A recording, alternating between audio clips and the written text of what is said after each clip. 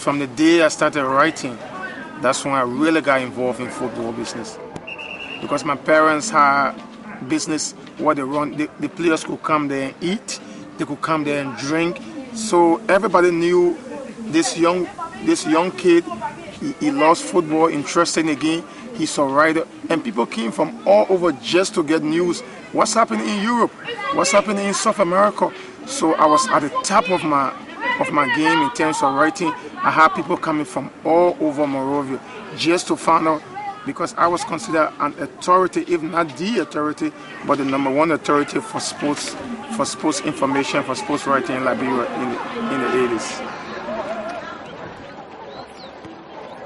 And in 1990, there was the World Cup finals in Italy.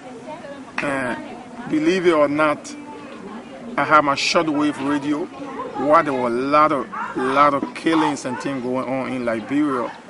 I'm from Cinco, the enclave of Cinco, and I would take my radio while government troops and rebel soldiers were exchanging fire. I would be under the bed and listening to the World Cup finals.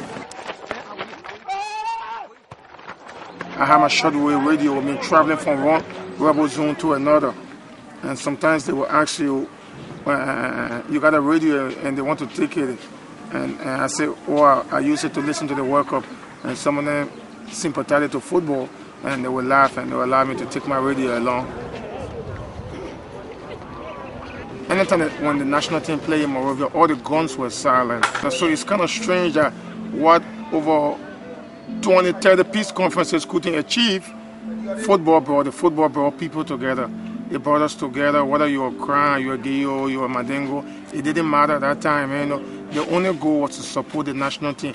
And if there was a win, all the warlords would put their guns down, hug each other. Imagine men who have been fighting 24 hours earlier, 24 hours later, they are drinking together, they are celebrating together, they are hugging each other, they are crossing from one zone to another zone, enemy zone, normally where people will not even venture. So that was the power of football. And if it had continued, if Liberia had qualified for the World Cup, who knows, maybe the war would end earlier.